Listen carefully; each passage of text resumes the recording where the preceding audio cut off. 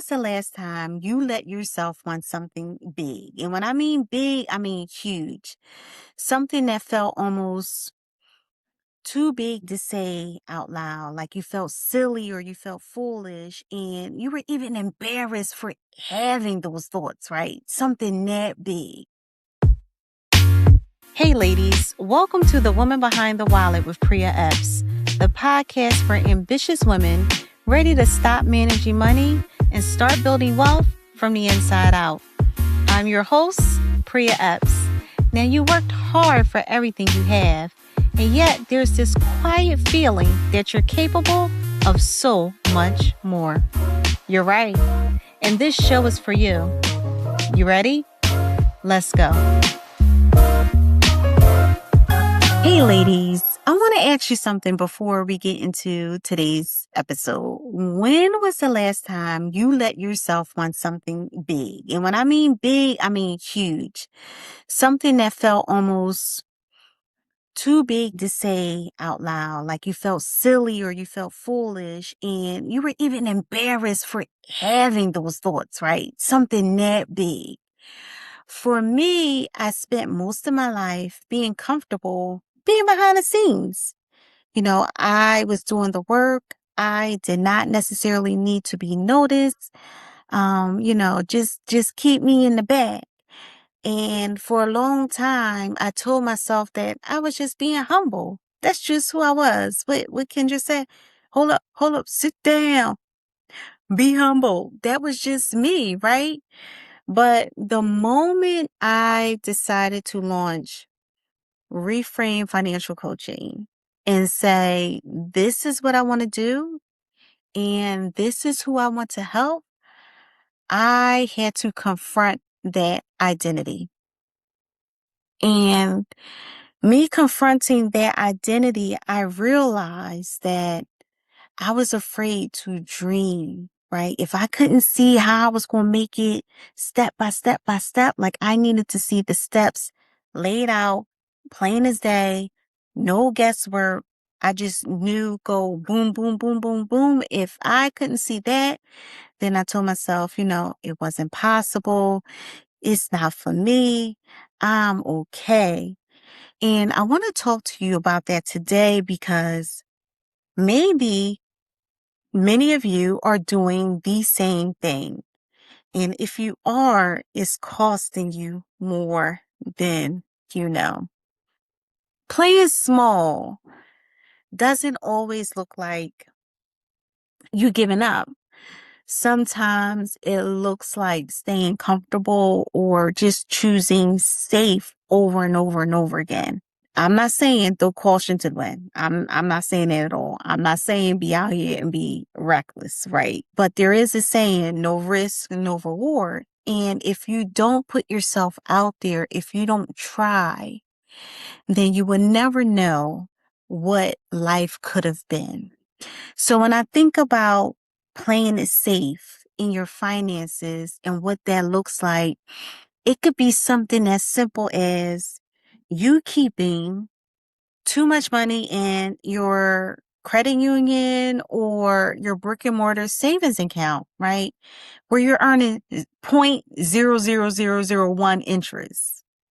Emphasis on the point, right? Because you're earning not even a penny each month. Instead of moving that money to a high yield savings account where you're earning a little bit more interest, maybe instead of zero or a penny, you're getting $1 in interest and it's compounding, right? Or it could be where you are passing up opportunities. Someone approaches you and say, listen, I got it in on this investment. It's going to be the next big thing. And I want you to participate. We're getting in at the ground level and it's going to take off. And you pass on it. You just say, nope, I'm not going to do it because I'm too scared. And then you look back while your friends are, living it up. Do I do? And you just sitting there looking at them because you chose to sit on the sideline. It could be something as simple as not negotiating your salary, right? So if you get a promotion or you get a new role and they offer you, as a dollar amount, and deep down you want a little bit more, even if it's 5 grand more, even if it's 10 grand more, you just say, accept, versus negotiating, countering, pushing back and say, listen, thank you so much for offering me 125 for this role, but I was hoping to, come in at 130. And here is why I think I should get 130. And you just rattle off the list, right? But you don't want to look ungrateful and you don't want them to snatch that opportunity back. So you just accept what they give you because you don't want them to say no. It can even look like you not having any goals at all. And when I talk about goals, you may have a goal to lose 5 pounds. I'm not talking about that. I'm talking about big goals that scare you, right? Scare you to the point where it's almost like, oh my gosh, if I try this and fail, that is the worst possible thing. So I don't even write it down. I don't even tell anyone. I don't even try because you think failing is the worst thing ever. Or, and I'm about to step on someone's toes when I say this, playing small can look like you spending freely on everyone else, but not yourself. You spend freely on your kids. You spend freely on your parents, maybe even your friends.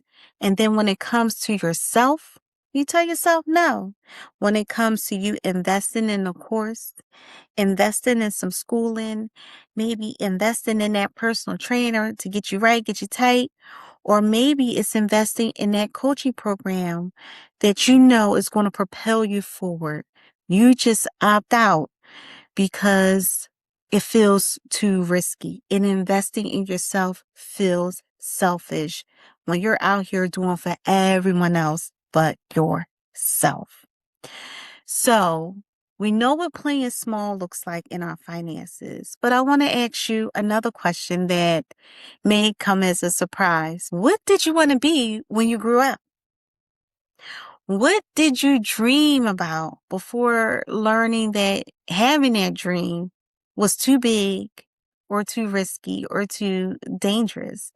I know for me, the dreams that I have now, they aren't new dreams. They're old dreams. I just had them in a box in a little corner off to the side. I put them down so long ago because I didn't want to be too much. I was just so focused on surviving that I just socked all of that away. Now, some of us, unfortunately, grew up with dream killers, where if you said your dream out loud, that response was, now you know that's not happening.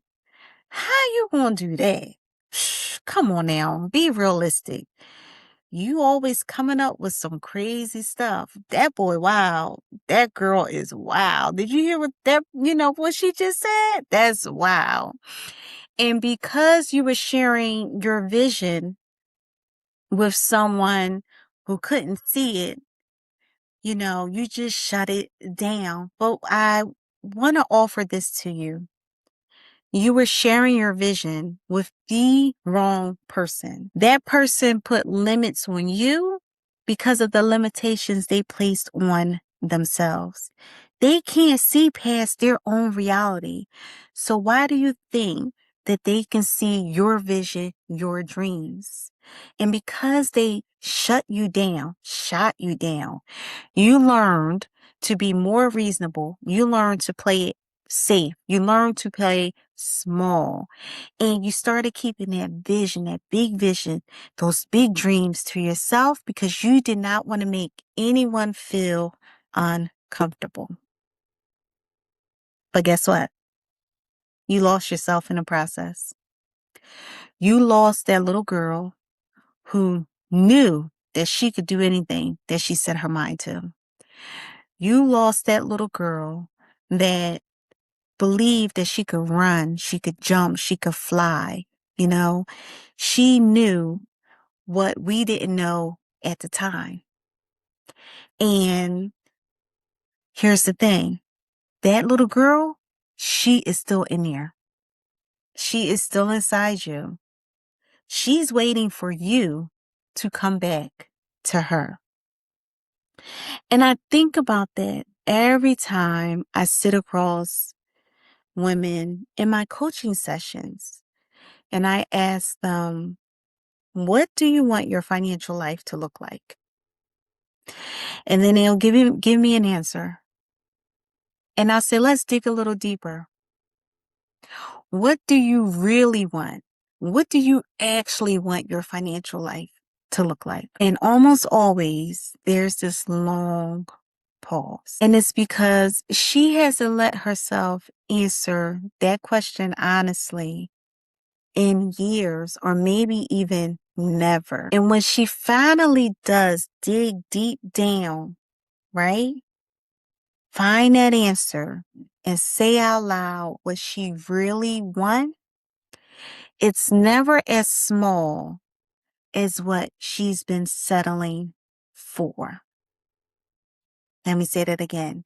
When you dig deep down and you find that answer, it's never as small as what you've been settling for. Now, what you've been settling for and what you really want, there's a gap. And that gap is there because you haven't given yourself permission to dream. So how do we get from playing small to dreaming bigger? Because I know some of you are like, you know what? This sounds all hunky dory. This sounds great. But I don't even know where to start because you've been playing small for so long. I don't know what I want. I've been in survival mode. I just been focusing on making it day to day. So me thinking long term, me dreaming, that's like foreign to me. But you can start with something so simple. You can start with journaling. I know y'all wasn't expecting that, right? But journaling works wonders. It works because you're putting pen to paper and your journal is your private thoughts. And there are no consequences for your private thoughts. Your journal is not going to write back and say, I want you to be realistic. And if it does, you may want to get some help with something because your journal shouldn't be talking back to you. But your journal is not going to tell you that. And your journal is not going to look at you funny, right? Or ask, how you plan to pull that off? This doesn't even make sense. It's just you, that pen, that paper, and the truth that you've been keeping to yourself. So one of the things I do within Reframe Financial Coaching is that every week we are journaling. And I do that because I need to know who she's building for before I can help build anything. So I need to understand who she is. And one of the things that I do with my clients is I ask them to come up with goals, financial goals, life goals. What does she want within a year, 3 years, 5 years? And normally, like I said, my clients write down the safe version, things that she knows she can achieve, right? I just want to pay off my credit card debt. I just want to save $1,000 or $2,000. I counter and I push back on her goals because I know that she is destined for much greater. Those small goals she have, we can almost always amplify them. From the outside looking in, I can absolutely see her reaching her goals, but she's so close to it. She's so close to her own story that she cannot see, right? And, you know, thankfully, I can see how far she's come. I can see, the patterns of what she's capable of when she commits to herself. And I tell my clients, don't undersell yourself. Don't do that. Know that you are capable of more and prove yourself right. If you can see how you can reach your $1,000 goal or your $2,000 goal for savings, then you're dreaming too small. Okay. So what I would implore everyone to do this week is grab a journal or just a piece of paper. And I want you to answer these 3 questions honestly. What did I dream about before life told me to be realistic, right? What was your dreams? What did you want to be when you grew up? And then the next one is, what have I stopped wanting because I couldn't see how I could get it? Mm. And the last question would be, what would I build if I knew I could not fail? Now, I want you to write it down, all of it. The good, the bad, the ugly, right? Write down everything, especially if it feels embarrassing to write it down. That's probably the part that matters most. So I do want to paint just a quick picture of what financial freedom looks like when you stop playing small. And to be clear, financial freedom is not a number. It's not 1 million. It's not 2. It's not 100,000. It's not 3. Financial freedom is a feeling. It's waking up on a Monday, because come Sunday, we dread Mondays. It's waking up on a Monday and feeling at peace and making decisions from a place of abundance and not fear. It's saying yes to a trip without doing, mental gymnastics, trying to figure out how you going to pay for this trip. It's, giving your kids something that they are asking for and something that they have earned without you having to calculate or even saying, do you have McDonald's money? Right? It's, building a legacy or building a business that may outlive you. It's giving generously to the charities that you hold near and dear to your heart without feeling a pinch. And finally, it's the feeling of being the woman your childhood self would say she made it. She really, really made it. All of this starts with giving yourself permission to want it. So you've been putting yourself last for a very long time. You've been building for everyone else. You're out there, you're on that job, building for that company, building for those owners, building for, everyone else under the sun except for yourself. You've been dreaming small so nobody would be uncomfortable. You've been keeping the peace at your own expense. And I want that to end today. Give yourself permission to dream. Give yourself permission to want more. Give yourself permission to look beyond your current circumstances. Write down the things that you've been too afraid to say out loud. And when you do, I want you to treat it as if it's already on its way. Because the moment that you decide it's on its way, it is. And that version of you that changes your financial life is the one who's finally decided she's worth the risk. So now that you gave yourself permission to dream, the next step is coming up with a plan to get there, right? And that's exactly where financial coaching comes in. In my coaching program, I use my signature framework called the reframe method. We not only look at your current numbers, but we build a plan together based on your goals and your dreams. The one thing about having a financial coach in your corner is that they can see past your own story.